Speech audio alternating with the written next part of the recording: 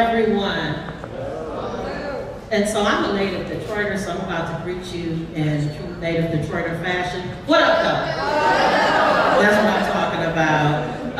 Again, thank you so much for the opportunity. Thank you, Ivana, and all of those who are very instrumental in putting this much needed and well overdue think tank together. And so we're going to get straight into it. And so today we're going to talk about specifically funding's impact on food advocacy, sustainability, and equity. And so I'm about to really date myself, and I also use a lot of pop culture reference. So there was a rapper, some of you might know by the name of DJ Quick. And he had a song said, if it don't make dollars, it don't make sense. So forget the grammar aspect of it, but basically if it's not making money, then it doesn't make sense to do that.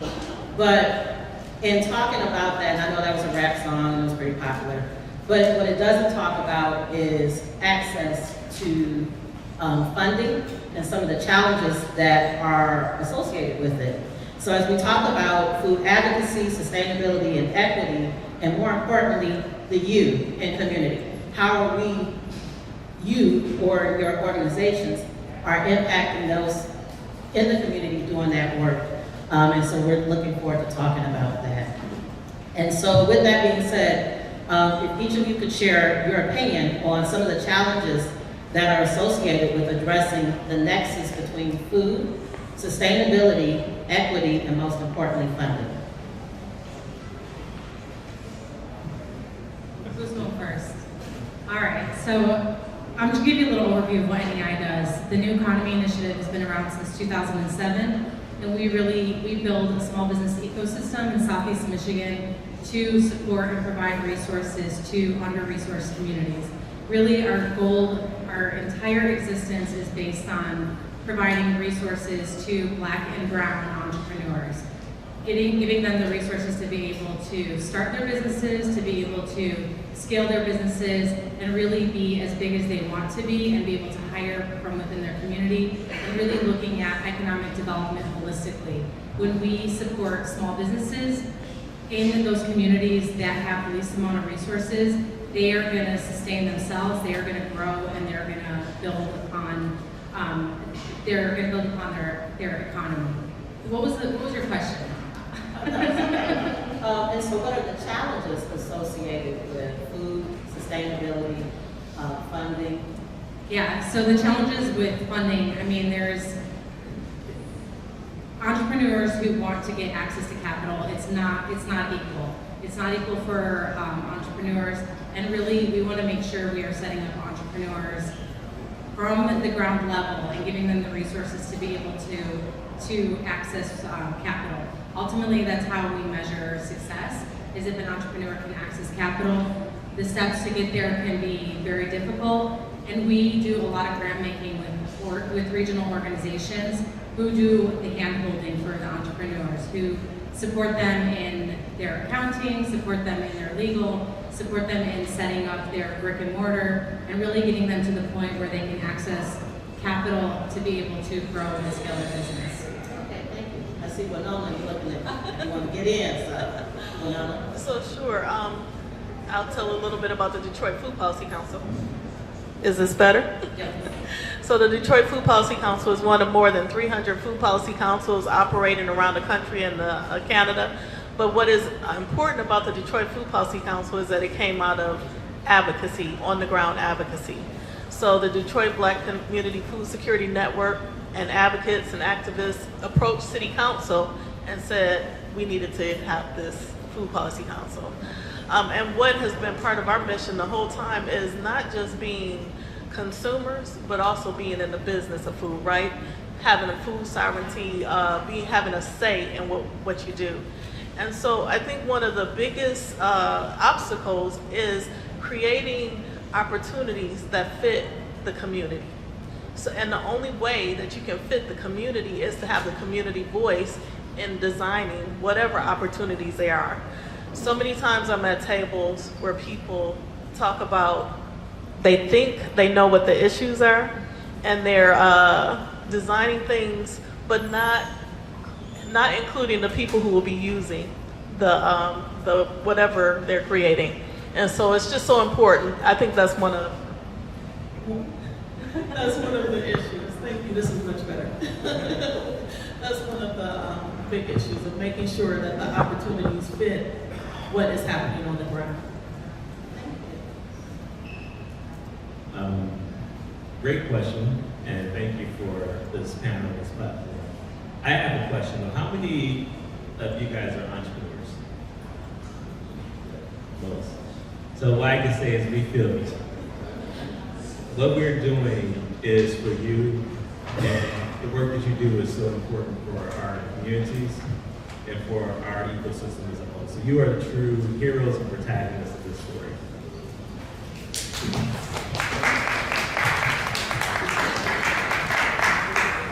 I'll tell you a little bit about myself. I grew up in Detroit. I grew up in Brightmoor, D1, and I used entrepreneurship to, I would say, cross that, move from one end of the economic bow tie to the other. And not that I was on either extreme, like either side, but I understand how important entrepreneurship is as an economic mobility factor. But also, when we look at food, it's also important because there are so many needs in our community for nutrition, alternatives. There's so many desert places where we don't have access to food. And, you know, amongst different industries, food is tough. But it should be for us. It should be ours. Because it's a representation of our culture, of where we come from, and it's an expression. So when we look at food, a lot of times it is a great employer of local jobs, like you guys, noted.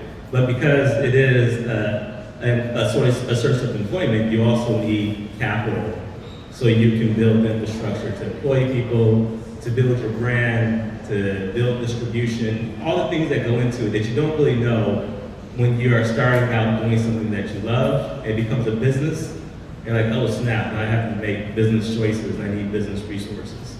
So for sustainability, it's about giving the right resources so that you can take your hobby or passion and hustle and make it a real business, a sustainable business. And that's what our job is, to help give you the resources that you need.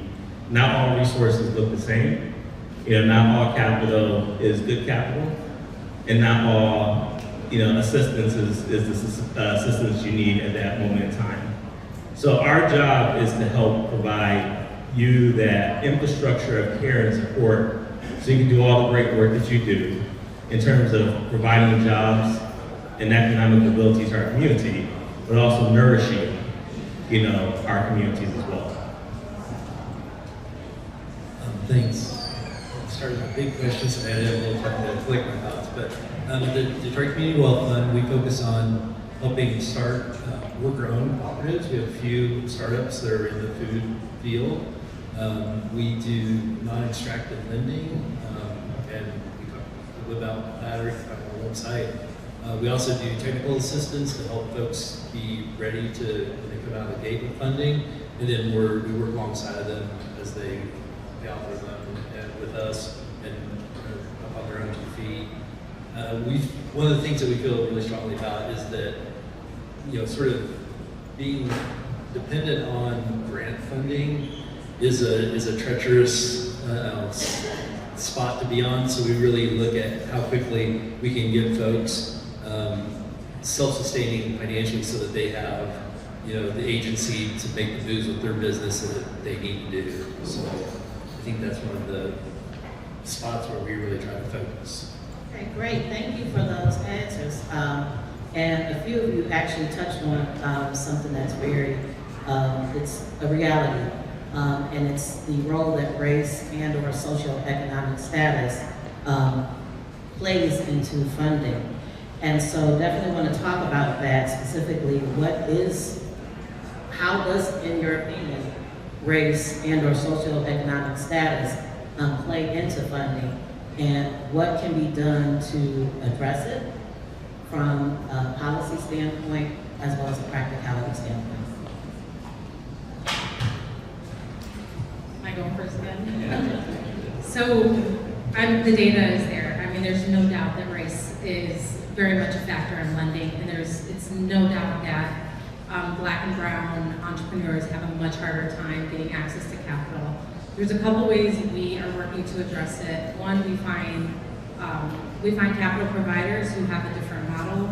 Like one of our grant partners is Black Leaders Detroit, and they identified that this is an issue, and they created a 0% interest loan for Black Detroit entrepreneurs.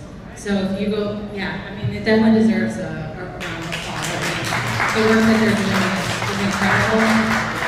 But on a much bigger level, in the policy perspective, we need to be better. We need to be talking to our legislators. They need to know that this is a problem, and they need to have solutions that are much bigger than just one organization resolving this problem. They need to be able to say, like, look, there needs to be programs, there needs to be funding. We put a lot of funding, as a state, we put a lot of money towards big development.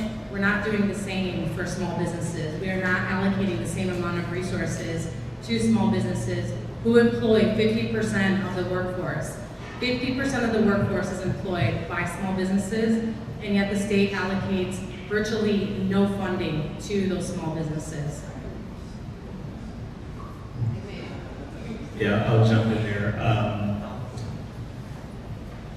There is a lot of systemic and historic reasons why people of color have not been able to access capital, and that legacy still persists.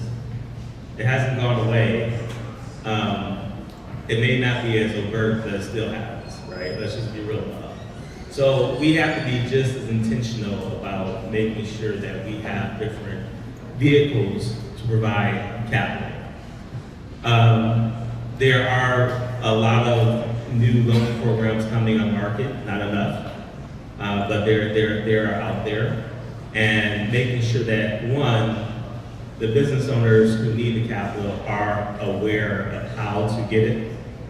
If you look at the PPP program, that was very illustrative of how not having awareness and a pathway to get the funding can be detrimental to perhaps, your business. So this is where they were giving away money, and the amount of people of color were drastically underrepresented. The amount of small businesses were drastically underrepresented because that infrastructure of knowing how to access it, knowing the process, having the documentation in place, just wasn't there. So that's one thing. The other thing I would say is that when you're starting a business, you need funding, but sometimes you need flexibility as well. So if you are coming from a position where, generations have had time to build equity in homes and everything that goes along with it, has had, educational opportunities, and been part of the middle class for generations, and you come along, you're in a different position, right?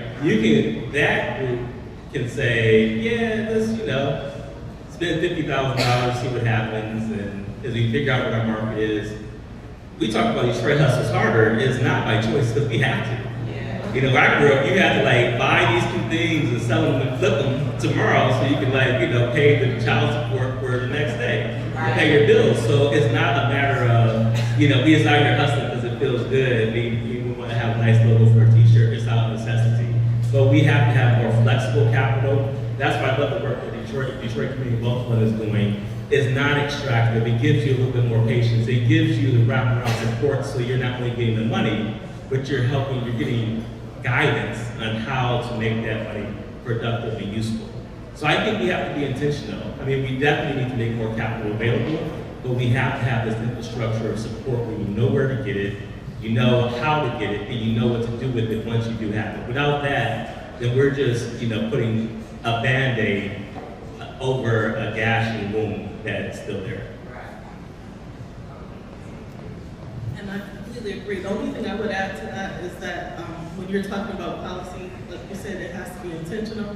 And looking at, if you do the same thing that you have always done, you're gonna get the same thing. So those innovative ways to get money to folks, because that's really what it is it's so important. And looking at each policy and looking at who it benefits and who pays. One of the other things that we're trying to do at the Community Wealth Fund is we prioritize Black and Brown Detroit residents for projects that we want to work with.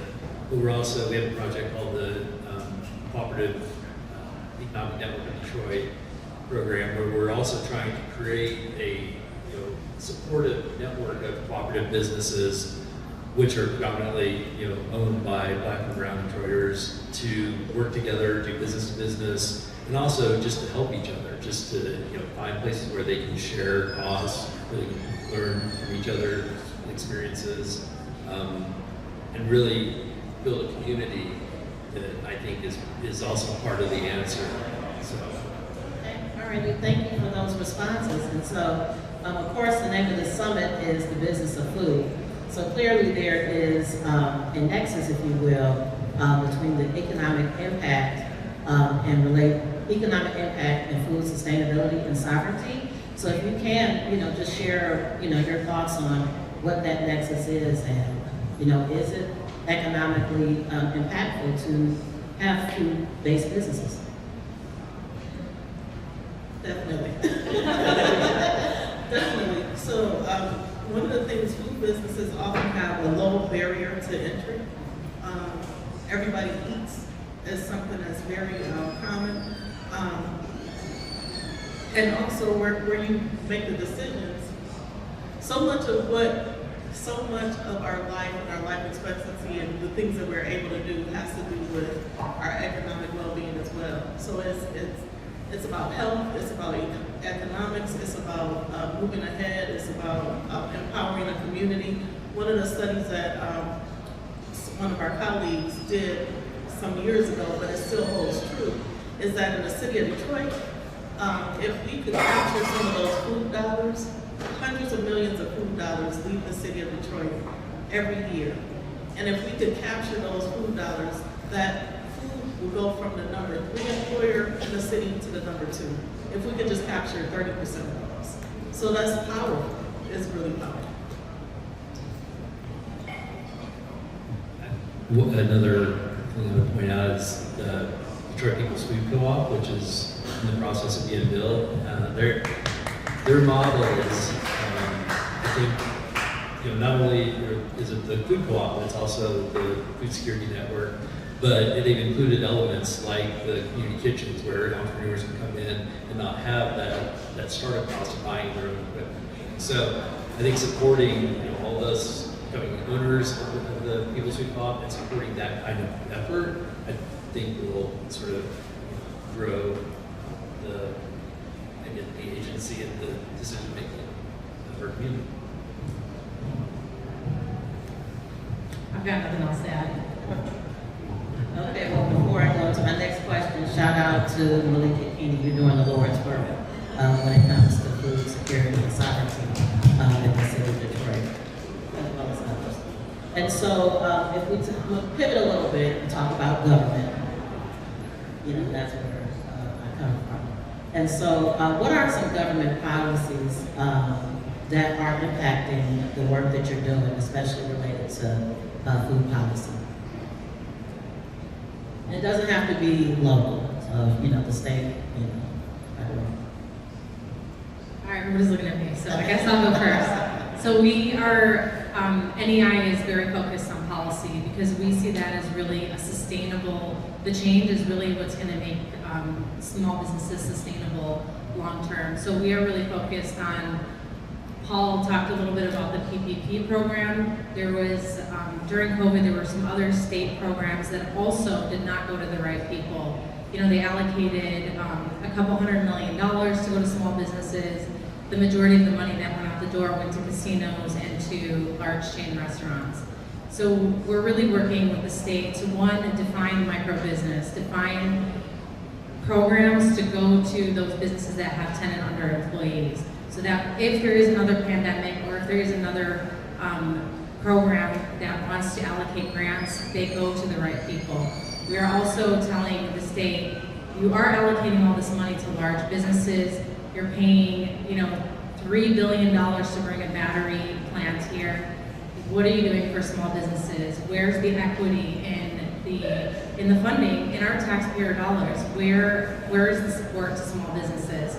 So we're really pushing for more funding. We're also pushing for an office of microbusiness in the state, so that when somebody is trying to navigate the red tape, when they're having issues with their lottery registration, or they're having issues with, their licensing, they have one place to go to, and they can have help navigating all of the bureaucracy and all of the red tape.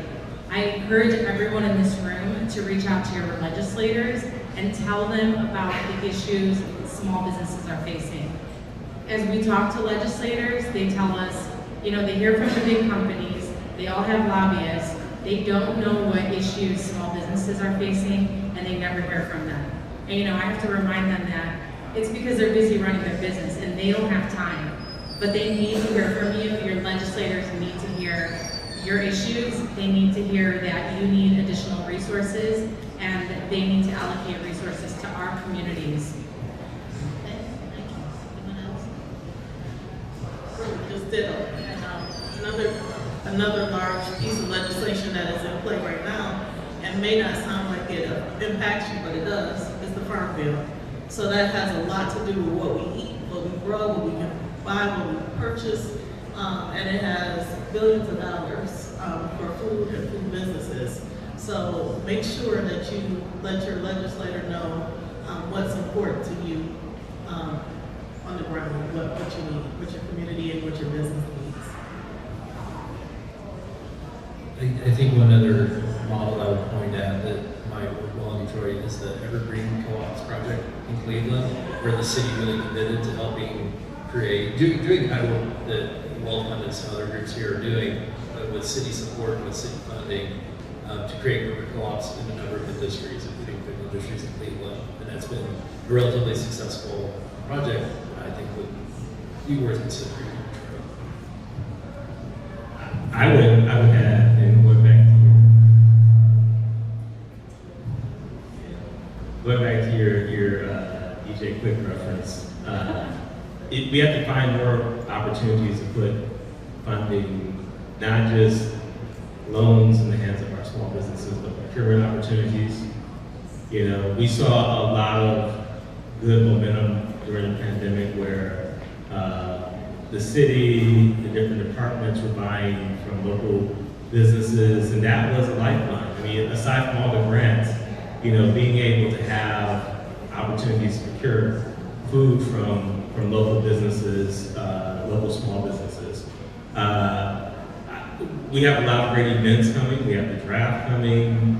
We have different festivals coming. How do we make sure that our small businesses are able to obtain part of that purchase that they're going to make anyway? This is not extra money. This is money that instead of going to the biggest catering contractor on the planet, how about some of that goes into our neighborhoods? And how about we give them a platform? So I think procurement is a, no pun intended, low-hanging fruit in this discussion. Thank you, and I'm actually going to pick back up with something you said earlier as far as the pop culture reference. So Detroiters definitely hustle harder. No one's going to hustle harder than a Detroiter. And so just want to talk about what are some innovative ways that Detroiters are funding food work. So we know that your entities are doing the work, but I want to talk about it from a grassroots lens. I think you see, I think there's an opportunity for more crowdfunding and communities having interest and participation in the success of the businesses. So having more platforms where that can become a reality is key. The other thing that I am starting to see, but really excited about, is patient capital. So again, making reference to what Detroit Community Wealth Fund is doing, where they, and I'm not going to sell your program for you, but in fact, unlike most loans, they are receiving their payback based off how much profit you make after you are able to pay yourself. So we need more of those types of flexible financing mechanisms in place, where you have a chance to innovate a little bit, you have a chance to build your brand.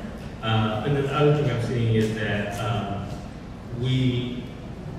certain stores like Meijer, wherever you're from, Detroit say Myers, everything is possessive.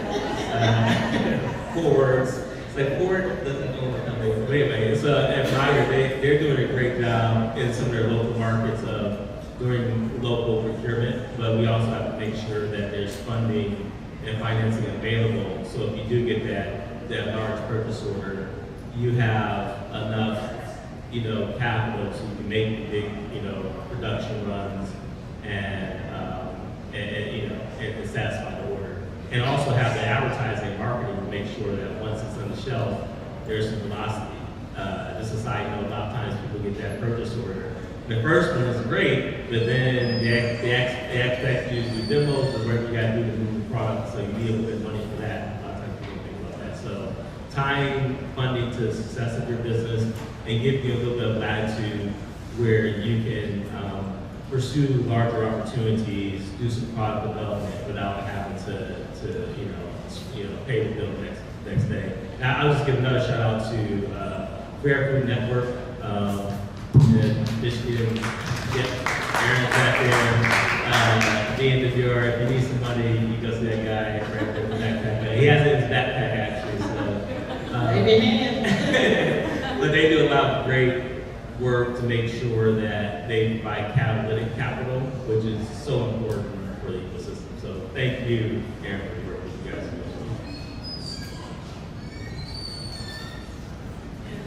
I know you probably have heard this on another panel, or will hear it on the next panel, but the Detroit Black Farmers Land Fund. That was super innovative. It's been copied across the country, and has really given money. It's really what is needed is just give me the money, right? I got the idea, give me the money, and so they're able to do that and get land for farmers. And so we can see that for other parts of the food system. I can just see that really being important.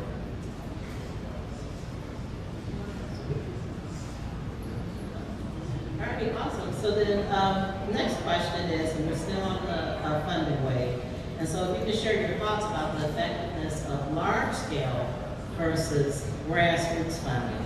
So from the top down versus bottom up, how do you see the effectiveness, or can quantify the effectiveness of that when it comes to food policy work? I think the grassroots has been the most effective.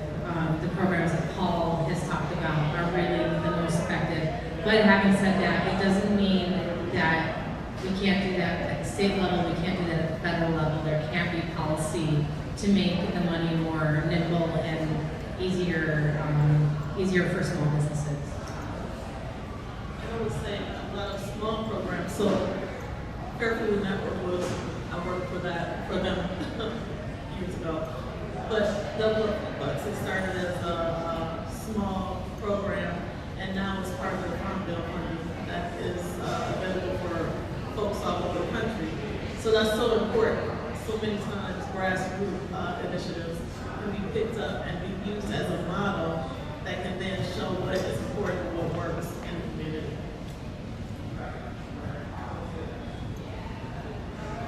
And one thing I would say, so we're part of, the Wealth Fund is part of National Grid Policy Commons, so there are similar organizations and lessons across the U.S. and internationally. And that group is funded through philanthropic dollars, but they're not, it's theirs once they get it. And so when we do a loan locally and the co-op repays that loan, one of the things that we've done, that I think is kind of innovative, is that money, instead of going back to City Commons, goes into a pool of money here in Detroit, where our local group can then redisperse it as we need. So I like the way that it sort of flows the money down but then pools it and grows it locally. So I think that's a model that's gets a little bit of both. I agree. I think that we having, and I think NEI does a good job of having hyper local focus.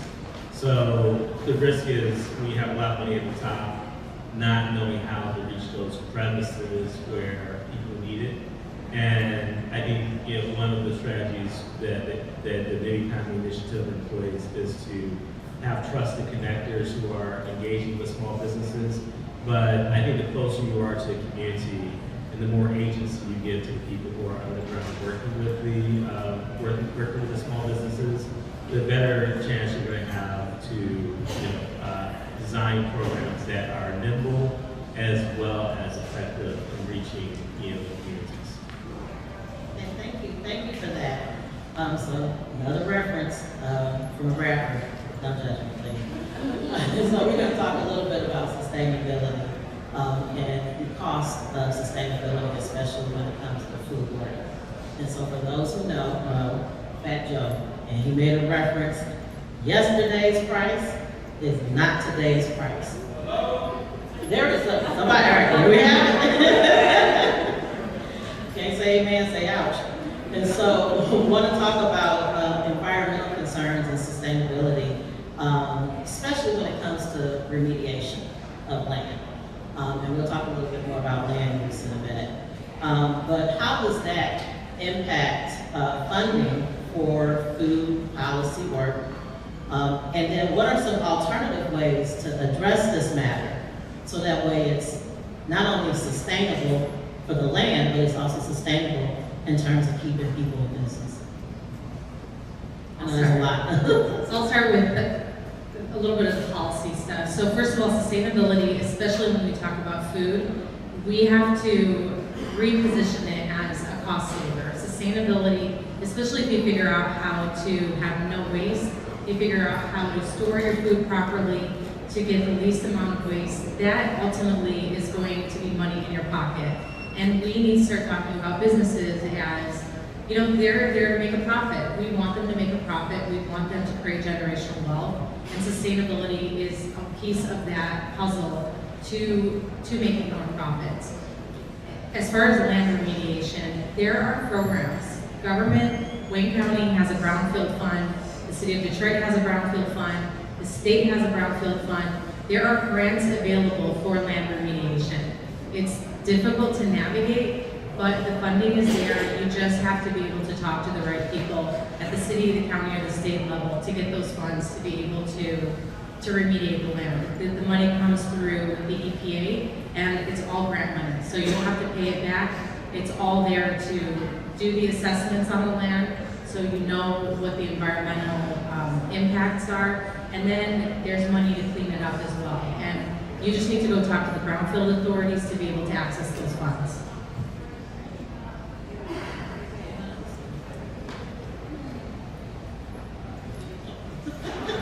Other than it's so important, I'm excited that people are understanding the connections of food, sustainability, and environment, because food production, food waste, food growth is also connected to our environment. And so, as you said, to put it in and think of it as a cost savings is huge. So just that switch, that mindset switch is so important. Well, thank you for that. Great feedback. And so definitely want to talk a little bit more about stay on the land aspect of it, land use. So I know I work in the planning department. We talk a lot about land and access and how do we access it. And I know the city has different ways to access land depending on what you're looking to do. And so from a funding standpoint, from a funding and policy standpoint, so that's kind of on me too. How can we streamline things so that way that those that are looking to, so not only those that are doing the work, but those that are looking to get into the work can access it and be successful in it. I'm gonna start with David. My first thought was I wish somebody from the Black Farm Land Fund was here, because I feel like they're probably doing that most efficiently and effectively right now. And we work with a couple farms in the Cooperative Economic Network, and actually John just one of our partners. So I'm out on those two. I really should ask because I.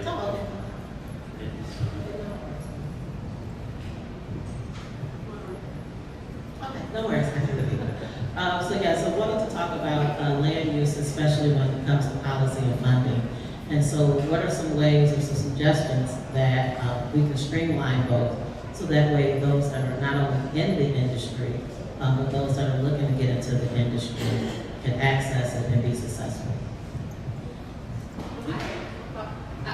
So I'm gonna give the example of the Joe Louis Greenway. They are currently in planning, and they are going to be doing community outreach to talk about what kind of businesses, because it's all, when we look at some of these big developments, the city is looking at it holistically. What kind of small businesses are we going to have in the area? What kind of amenities? So my advice is to be involved as they redevelop the Greenway, as they redevelop these miles and miles and miles of green spaces. Go to your community meetings. Tell them, this is what we want, this is what we're looking for, and make sure that you're at the table, because if you're not at the table, no one's gonna listen to you after the fact. Like, you have to be at the table when the decisions are made, and you have to get your community involved in that decision making. So the land use is something that the people in the community, the entrepreneurs in the community want and will be a part of long term. And specifically, if it's land use for food, look for organizations like the Detroit Food Policy Council. I see some of my council members in the audience. Our meetings are open. Join with us. Some of those meetings we get called into, and I'm always wanting to know what's important to the community members. And one of the other thing that we push for is to make sure there is food in every neighborhood.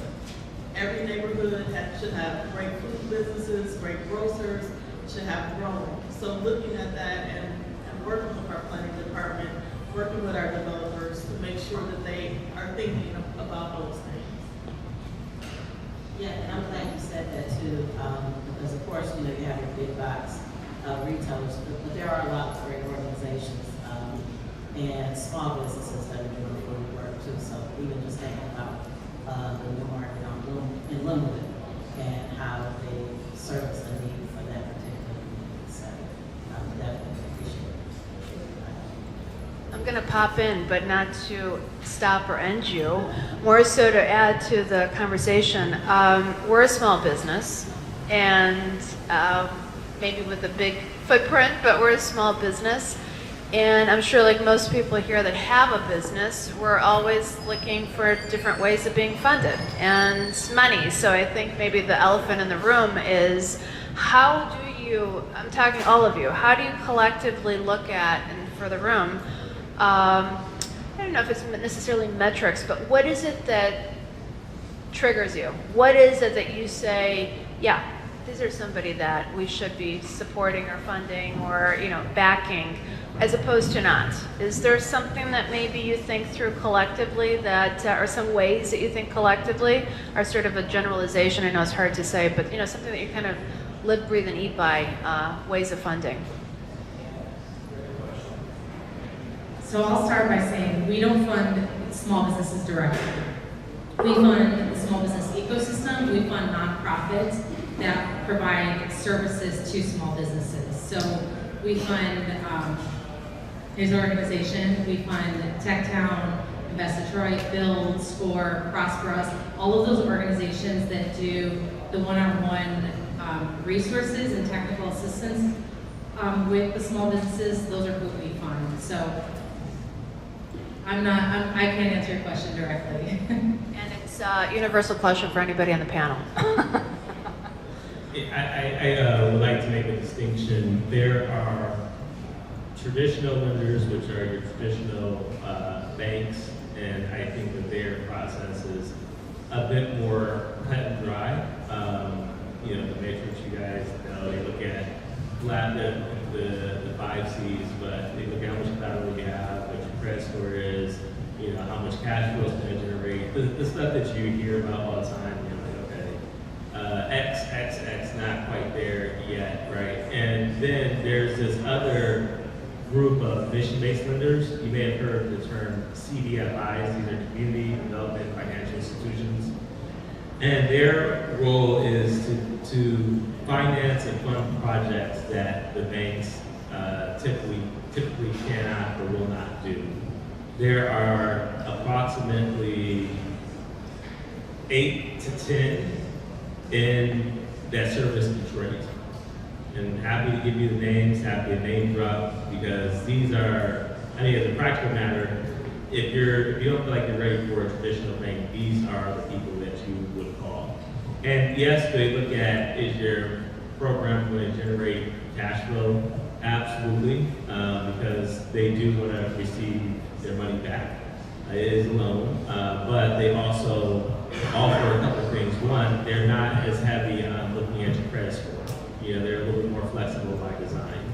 They're not as heavy at looking at what type of collateral. So they fund a lot of startups where it may be a little bit more challenging. And they also provide, in many cases, a lot of technical support.